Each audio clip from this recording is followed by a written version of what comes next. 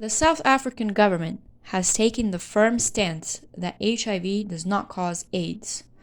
The government acknowledges that AIDS as a disease exists, but does not recognize HIV as a precursor or virus that causes AIDS. AIDS is a direct consequence of malnutrition, poor sanitation, hemophilia, sexual behavior, using recreational drugs, and a side effect of the antiretroviral medications used to treat the disease. The South African government deems that all epidemics enforce racial segregation and are emphasized to be most prevalent in Africa due to the politicians', organizations, and activists' racism. The destabilization in our communities is, frankly, caused by the interference of colonizers and the apartheid government, which has drained our resources, preventing the government from combating the AIDS epidemic adequately. The South African government is aware of the fact that pharmaceutical companies are benefiting from our losses and continues to impose drugs with lasting side effects, such as AIDS, on the population in order to generate further profit by then curing these side effects.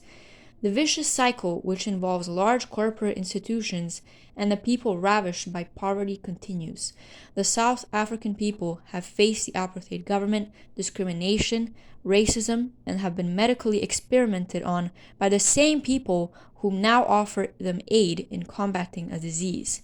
How do the Western organizations expect the South African population and government to trust them?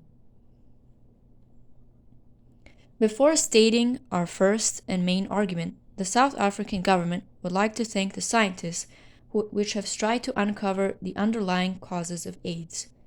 We would like to thank the Stephen Lewis Foundation for establishing communal ties and aiding the smaller South African communities in generating income and re-establishing their identity and dignity. The government will gladly cooperate with organizations which maintain ethicality and have the mission to re-establish communal ties. Even so, on a lighter note, we do not approve of the antiretroviral treatments which are utilized in combating HIV, as we deem them harmful to the population. It is the pleasure of the South African government to host the National AIDS Conference this week. In the following 3 days, we hope to address the economic, legislative, and trust issues present in the South African society and the causes of this distrust. The objective of the conference is also to acknowledge the societal issues the population is facing due to the AIDS epidemic and how these issues shape the South African society. By the end of the conference, the government hopes to clearly express their stance and standing in the light of the AIDS epidemic and looks forward to demonstrating evidence that would justify the established stance. The South African government, contrary to the understandings and speculations of the NGOs and international organizations, considers colonization, racism, and the politics or objectives of the West to be the main cause for the spread of the disease in sub-Saharan Africa.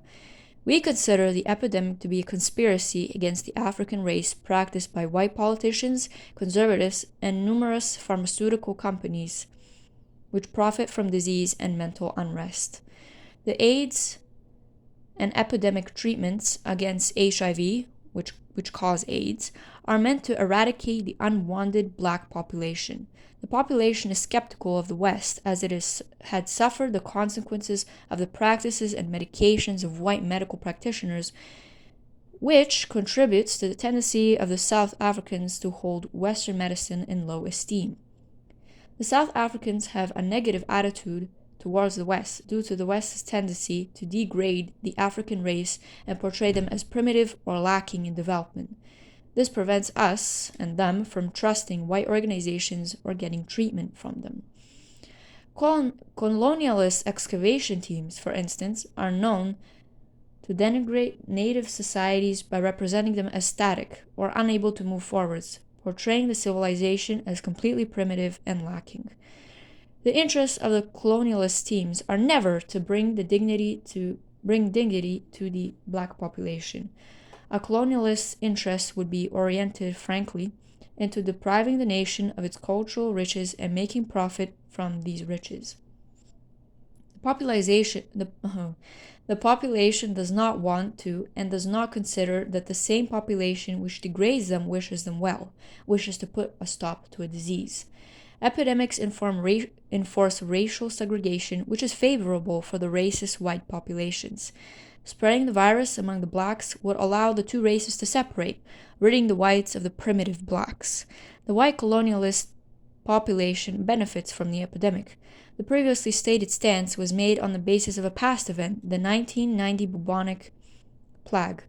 The plague was used as an excuse to commit a mass removal of black Africans from Cape Town to their native locations in order to prevent the spread of the plague.